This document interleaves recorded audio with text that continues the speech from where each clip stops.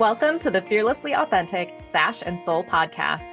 In each episode, we'll explore the power of embracing authenticity with a winning mindset and overall well-being to help you navigate life and the pageant world with confidence and resilience. I'm Rayanna Johnson, former Miss Wisconsin and founder of Fearlessly Authentic Coaching. So let's dive in. Welcome to Sash and Soul. What's up, you guys? Welcome back to Sash and Soul. Excited to have you here this week. We are officially in October, and I honestly can't believe it. Where in the world did September go? Where did summer go? It's crazy. We take the dogs for a walk almost every day, and it just reminds me of back to school, especially because we had a street repaved in our neighborhood. So you know that smell of blacktop in the sunshine, but also crisp fall leaves, that brings me back to elementary school for some reason. So just very much in the back to school vibes today.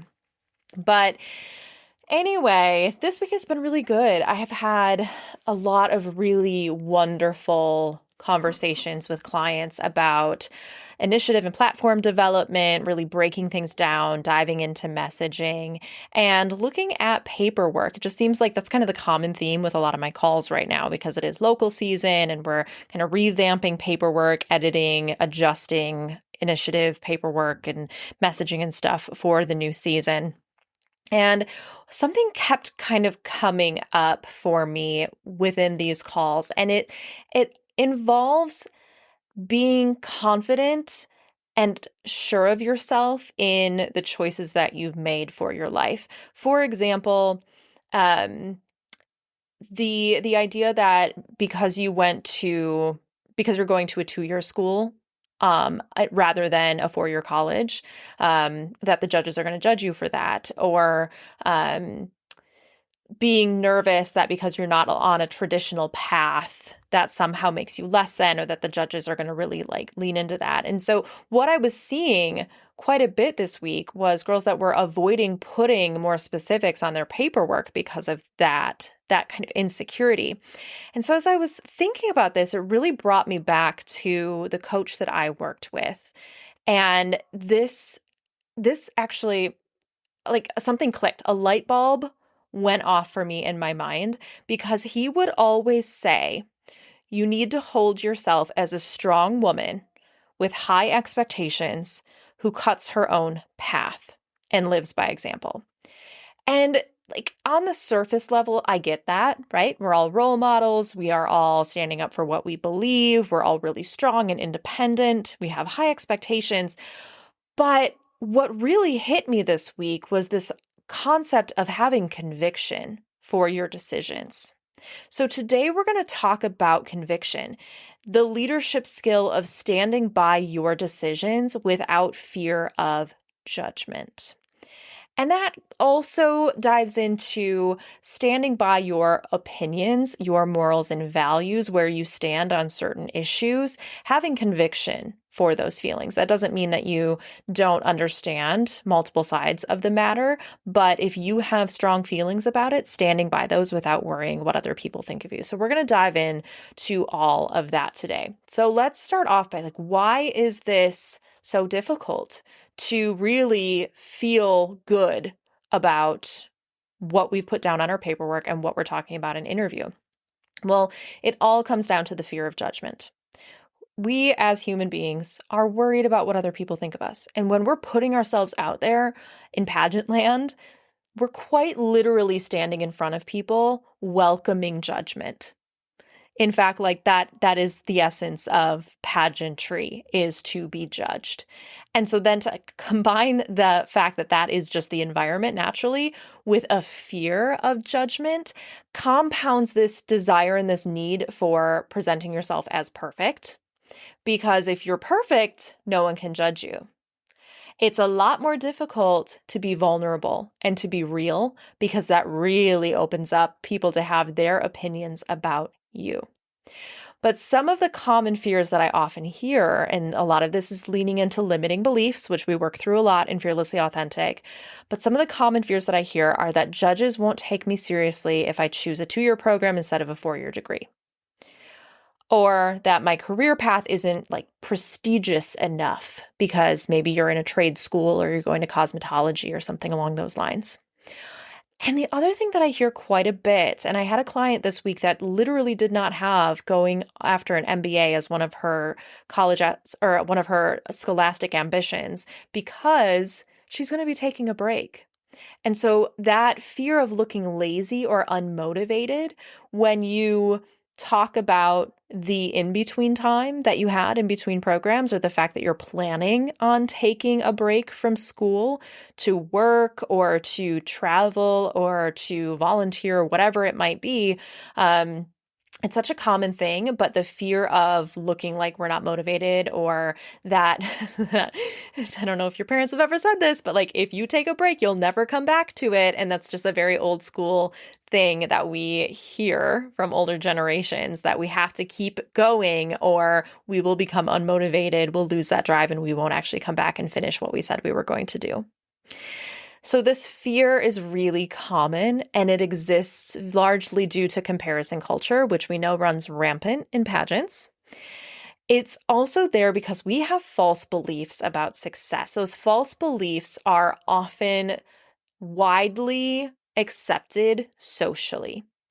The very clear-cut path to getting your bachelor's degree and then going on for your master's degree right away. And then, of course, if you're going to be a doctor or a lawyer, then you go on to school after that as well. And so it's just lined up for you. And the expectation is that we will follow that path in order to achieve the American dream.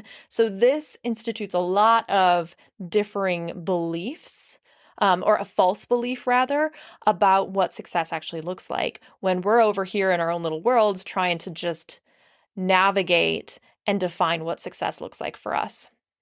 The fear also exists, honestly, because of pageant stereotypes that have been perpetuated within the pageant industry, but also stereotypes of things that we kind of create in our own minds. In that comparison, when we're looking at women that have won Miss America, Miss USA, Miss Universe, state level titles, that go on to do really incredible things with their education, and they're incredibly successful, and we look at them thinking like, we're not going to get to that level if we aren't also on a really prestigious, amazing, aspirational path. But the thing of that is, you have to look at how many Miss Americas have on their paperwork that they're going to go to school to be a lawyer or a doctor or whatever else, and they end up changing their mind because they have some other amazing opportunity throughout their year, or they learn something about themselves and decide like that's not actually the path that they want to go down. I think if we actually sat down to look at the title holders of the past that have actually changed their minds, it might actually become more normal for us to be okay with also changing our mind, to be okay with not having a very clear vision for what we want to do. Let me tell you, like, I know this. I have felt this fear of judgment. I have felt the angst of not knowing what I wanted to do. So when I was in high school, I thought I was going to go to school to be a teacher, to be a middle school teacher. And I quickly realized in my first year of school, and I went to a two-year program just to get my generals, and then I was going to transfer to a 4-year college from there. So I took a non-traditional path, though it's becoming a lot more common now. And the program that I was in actually had me doing some hands-on, like in classroom things with students. And I quickly discovered that I did not want to build a career off of working with children or with young children in the middle school years. It was not something that I could see myself doing, of being in a classroom every single day during the school year, doing that kind of work, and then going home to raising my own children. Part of my inspiration for wanting to do that was because my mom ran a daycare, and I thought, okay, well, I'm good with kids. I taught dance classes, all these things, and I had such an appreciation for some of the teachers that I had in middle school that helped me through some really difficult things. So this was where my mindset was when it came to wanting to be an educator. Well, then I changed my mind and thought, well, maybe I want to be a broadcaster. Maybe I want to go into broadcasting and become a news anchor or reporter someday. Changed my mind again because I didn't want to have to keep traveling the world to, up level into different markets. And like the idea of getting up super early in the morning and have really wonky hours, like was not ideal to me. And then maybe I was going to be a nutritionist, and that sounded exciting to me, or go into kinesiology, even though like I really didn't have a whole lot of passion for any of that other than being a dancer. But like other than that, the science behind it, all those things, like just wasn't really my jam. So I was really floating out there, not knowing what in the world I was going to do. So imagine being in the mix of all of that and also competing in pageants where my fact sheet, I needed to write down what my scholastic and career ambition was, and then to be able to talk about it in an interview. So there was a lot of fear and a lot of angst with that for me because I didn't feel confident talking about where I was. And I know looking back, a lot of that was the pressure that I was feeling, the external pressure, and seeing my classmates from high school go on to 4-year degrees and then going on for their MBA right away, or some of my roommates taking that track and just feeling like there was something wrong with me or that I wasn't doing enough or doing well enough. So I struggled with that. And so with my clients or anybody that I talk to, I can now easily say, like, there is no clear path from my personal experience, from my husband's personal experience. Like my younger sisters are also going through that right now too, where they're just kind of navigating and trying to figure it out as they go. And that is actually the norm.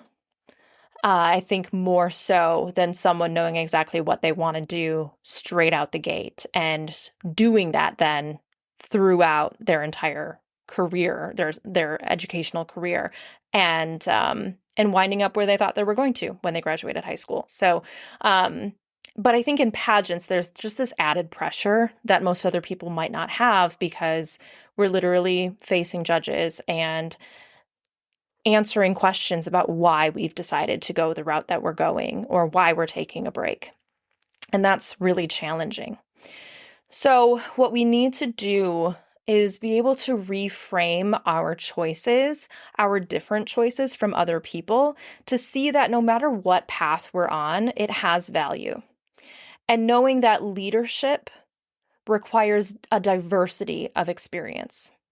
So for me, I went to school, finally landed on being a organizational and professional communications major.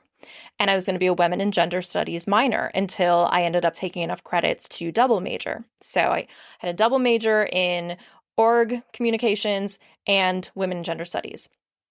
And there's no really clear cut career path to go down with that. It's kind of very open-ended, which I think worked for me, but that also created a lot of angst of like, what am I going to do with these degrees?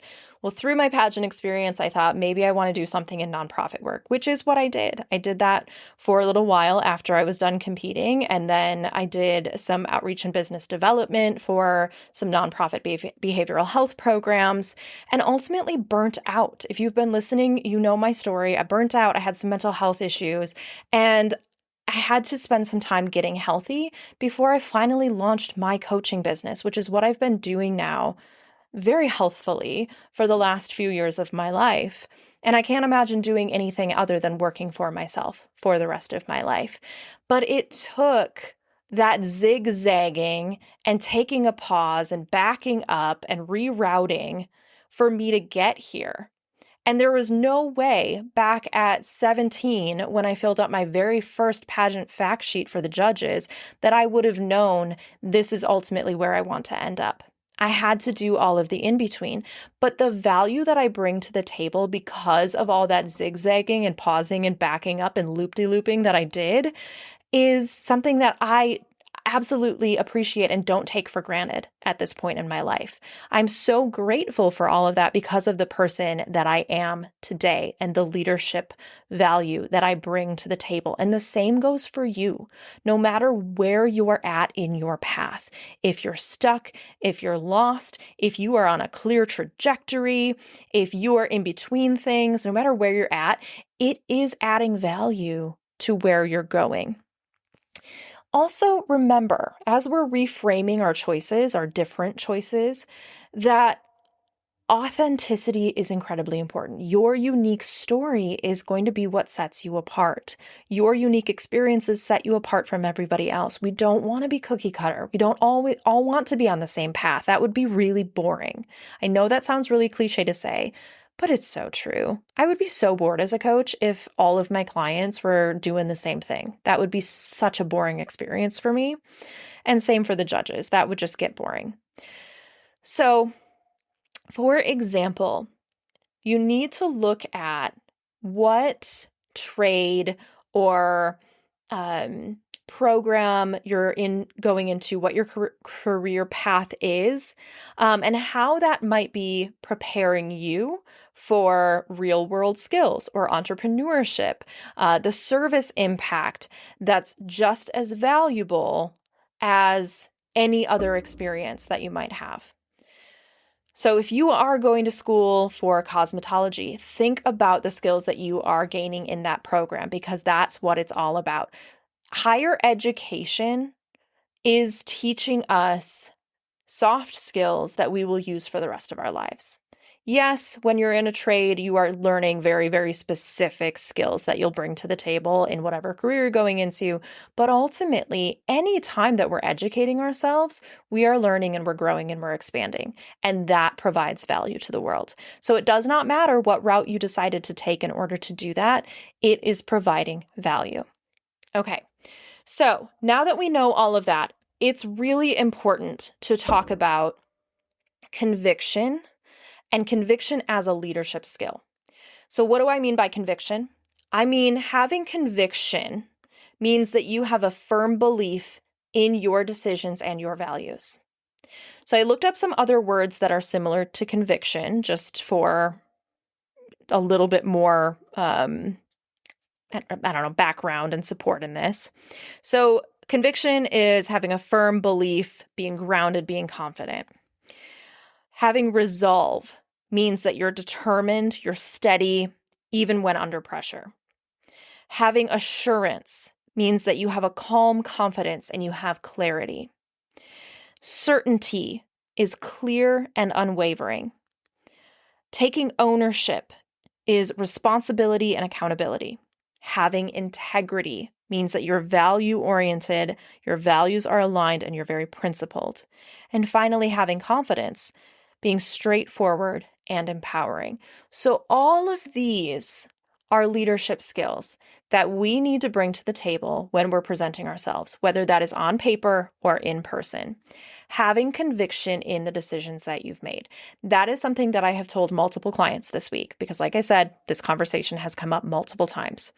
If you've decided to take a break, it's not willy-nilly. You thought about it. And you understand that taking a break and working first is going to aid you so much more before you go on for your master's program, because the chances of you finding an employer that's going to pay for your master's program is pretty darn good than if you were to just go straight into a master's program and pay for it yourself. Or if you decided that you just are burnt out on school and you need to take a break for a year, have conviction in that decision. And the bottom line is, we cannot worry about what other people think of us. If people are judging you for that decision, then they clearly have some kind of an internal bias or insecurity or doubt about that. That has nothing to do with you. Bottom line is, it's your life. If you have conviction and stand by your decisions for your life, for your scholastic ambitions, for your career ambitions, no one can question that. I mean, sure, they can question because they want to understand better, but no one's going to tell you, well, that's dumb or that's wrong, at least not in a pageant interview. And if they do, man, they shouldn't be judging. That's just horrible. So it matters to have conviction, because judges typically will respond to that confidence and that ownership rather than perfection, because it's real.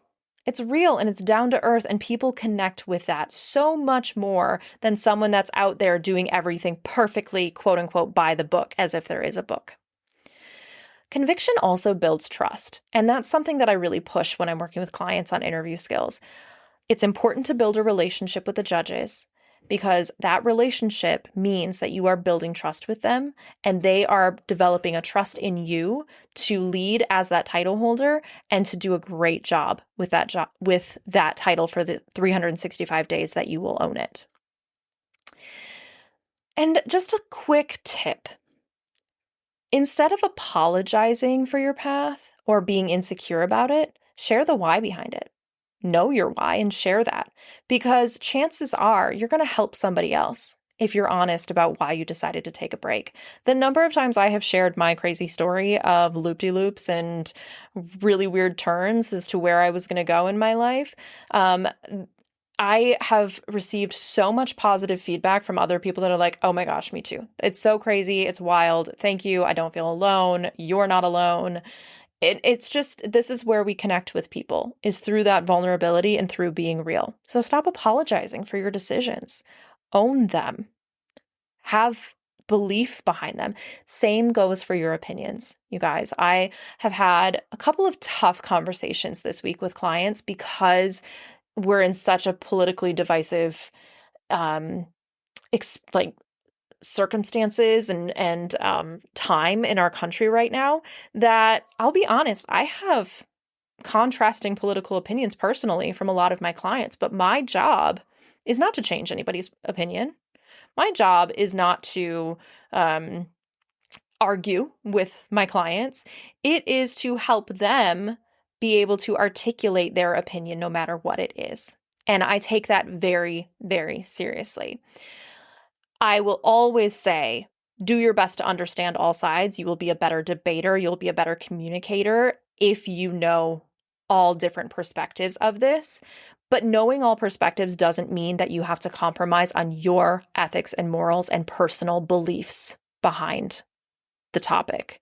So conviction goes with what you're doing for the rest of your life and the decisions that you're making personally, as well as your conviction in your decisions and your opinions about world issues and social issues. So don't apologize for it. Be really direct and own what you're saying. If you need a great example of this, I always say to go to YouTube and look up Miss America 2009, Katie Stam's Miss America interview. They ask her back-to-back questions about her beliefs on abortion, and the way she handles herself with so much conviction, but without dividing or offending, is so beautiful and aspirational. So I always tell my clients to go check that out. Do that. Let me know what you think.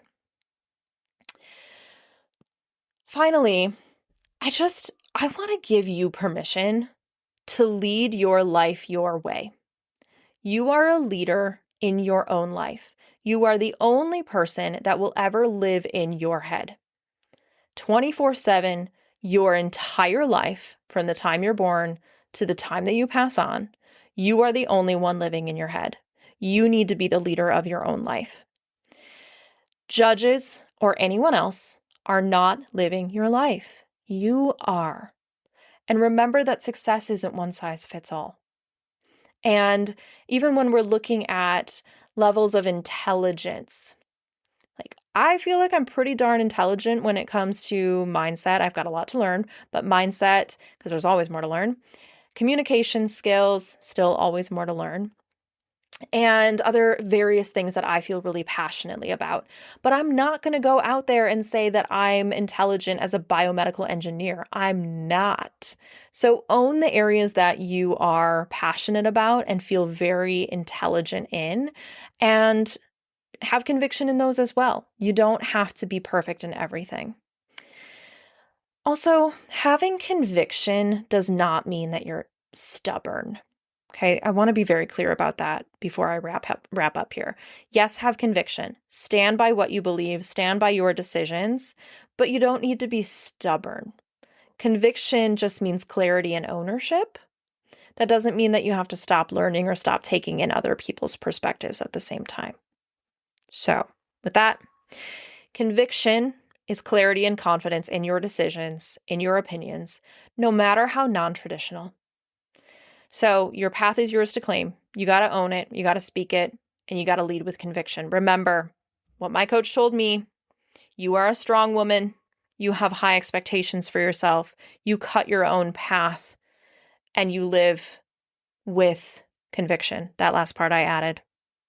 I think that's a really great mantra to end with this. I live with conviction. So with that, y'all, enjoy this early October. It's, from my perspective, officially spooky season. I do wait until at least October 1st. That's just my own personal preference. So with that, enjoy this early spooky season. Stay well. Check back for more next week. I will talk to you then. Bye. If you've been working so hard but still feel like something's missing, then I want to personally invite you to schedule a free coaching consultation. This is for you if you're tired of overthinking every detail. You're doing everything you can to prepare, practicing your walk, your talent, interview, refining your paperwork, and staying up late analyzing every possible outcome. You put in the work, but still question if you're doing enough or if you are enough. So in just one call, we'll talk through where you're at, what's been holding you back, and how you can start showing up fully prepared to win the title and actually do the job once you get it. If you're looking for more than just surface level prep, and you're ready to prepare with strategy, support, and confidence that actually lasts, I'd love to be part of your process. Head to the link in the show description to grab your spot, and I'll see you there.